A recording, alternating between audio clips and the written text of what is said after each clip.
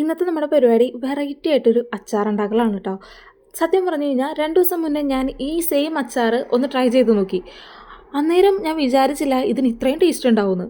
അന്ന് ഞാനൊരു 2 ക്യാരറ്റും കുറച്ച് ബീട്രൂട്ടും ഒക്കെ വെച്ചിട്ടാണ് കേട്ടോ ഉണ്ടാക്കിയത്. പക്ഷേ ആ സാധനം വെച്ച വഴിക്ക് തീർന്നു പോയതുകൊണ്ട് രണ്ടാമത് ഞാൻ ഉണ്ടാക്കുകയായിരുന്നു കേട്ടത്. അപ്പം ഞാൻ വിചാരിച്ചു എന്നാൽ പിന്നെ ഇതൊരു വീഡിയോ ആയിട്ട് നിങ്ങൾക്കും കൂടി ഷെയർ ചെയ്തേക്കാന്ന്. ഇത്രയും ടേസ്റ്റ് ഈ ബീട്രൂട്ടിനും ക്യാരറ്റിനും കിട്ടും എന്നുള്ളത് ഞാൻ സ്വപ്നത്തിൽ പോലും വിചാരിച്ചില്ല കേട്ടോ ഗൈസ്.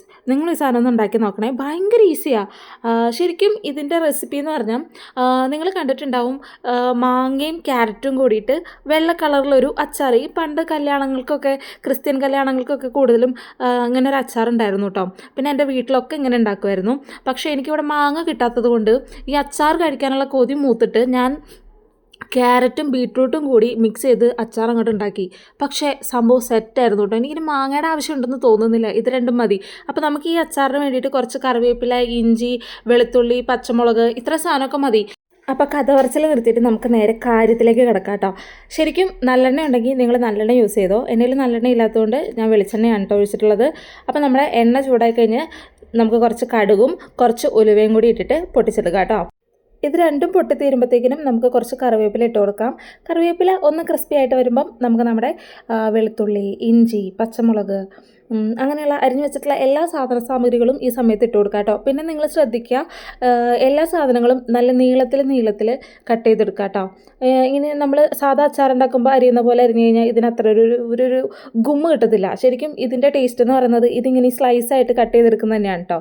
പിന്നെ നമുക്ക് ആവശ്യത്തിന് ഉപ്പും ഈ സമയത്ത് ചേർത്ത് കൊടുക്കുക. പിന്നെ ഇതിലേക്ക് വേറെ പൊടികളൊന്നും നമ്മൾ ഇടേണ്ട ആവശ്യമില്ല. കുറച്ച് മഞ്ഞൾപ്പൊടിയും കുറച്ച് കായപ്പൊടി മാത്രം ഇട്ട് കൊടുത്താൽ മതി. കായപ്പൊടി അത്യാവശ്യം ഇട്ടോ കേട്ടോ, അതിൻ്റെ ഒരു ടേസ്റ്റ് നല്ല അടിപൊളിയാണേ.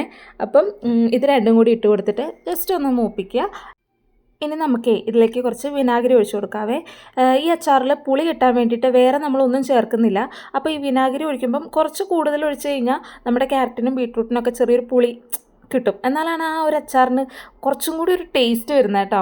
ഇല്ലെന്നുണ്ടെങ്കിൽ അച്ചാറിന് ചിലപ്പോൾ മധുരമായി പോയി കഴിഞ്ഞ് കഴിഞ്ഞാൽ നമ്മൾ വിചാരിക്കുന്ന ഒരു രസം കിട്ടാൻ സാധ്യതയില്ല. അപ്പോൾ നമുക്ക് കുറച്ച് വിനാഗിരിയും കൂടി ഒഴിച്ചു കൊടുക്കാം. എന്നിട്ട് നന്നായിട്ടൊന്ന് മിക്സ് ചെയ്തിട്ട് നമുക്ക് നമ്മുടെ ക്യാരറ്റും ബീട്രൂട്ടും ചേർത്ത് കൊടുക്കാം കേട്ടോ. ഈ ക്യാരറ്റും ബീട്രൂട്ടും കൂടി ഇടുന്നത് കൊണ്ട് നിങ്ങൾക്ക് തോന്നുന്നുണ്ടാവും ഇതിന് മധുരം ആവത്തില്ലേന്ന്. ഒരിക്കലില്ല കേട്ടോ. ഈ സാധനം ഉണ്ടാക്കുന്ന സമയത്ത് എനിക്കുണ്ടായിരുന്നു ഈ ഒരു സംശയം, മധുരം വരില്ലേന്ന്. പക്ഷേ ഈ സാധനത്തിന് മധുരമേ ഇല്ലായിരുന്നില്ല. നല്ലൊരു പുളിയും എരിവും, എന്താ പറയുക, നമ്മൾ ഈ ചെനച്ച മാങ്ങയൊക്കെ അച്ചാറിട്ട് കഴിഞ്ഞാൽ നല്ലൊരു ടേസ്റ്റ് അല്ലേ. ആ ഒരു വൈബ് ഉണ്ട് കേട്ടോ ഈ ഒരു അച്ചാറിന്.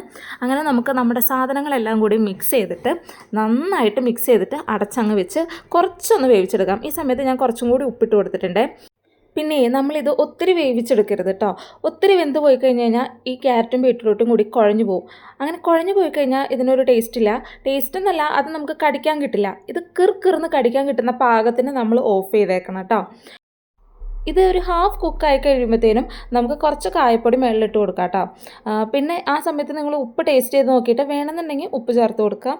എന്നിട്ട് ഈ സംഭവം നന്നായിട്ടൊന്ന് മിക്സ് ചെയ്തിട്ട് നേരെ അടച്ച് വെച്ചേക്കുക. പിന്നെ ആ ചൂടത്തിരുന്ന് തന്നെ വെന്തോളും. ഒത്തിരി വേവിച്ച് അത് കുഴച്ച് കളഞ്ഞേക്കരുത്. ഇത്രയേ ഉള്ളൂ നമ്മുടെ പരിപാടി. 5 മിനിറ്റ് കൊണ്ട് അച്ചാർ സെറ്റാവും കേട്ടോ. പിന്നെ തണുത്ത് കഴിഞ്ഞാൽ നല്ലൊരു പാത്രത്തിലാക്കിയിട്ട് അത് അടച്ച് വെച്ചേക്കുക. 2 ദിവസം കഴിഞ്ഞിട്ട് കഴിക്കുകയാണെങ്കിൽ അത്രയും ടേസ്റ്റ്. അപ്പോൾ നിങ്ങൾ എന്തായാലും ഇത് ഉണ്ടാക്കി നോക്കണേ. നിങ്ങൾ വിചാരിക്കുന്ന പോലെ ആയിരിക്കത്തില്ല ഇതിൻ്റെ ടേസ്റ്റ്. നിങ്ങൾക്ക് എന്തായാലും ഇഷ്ടപ്പെടും.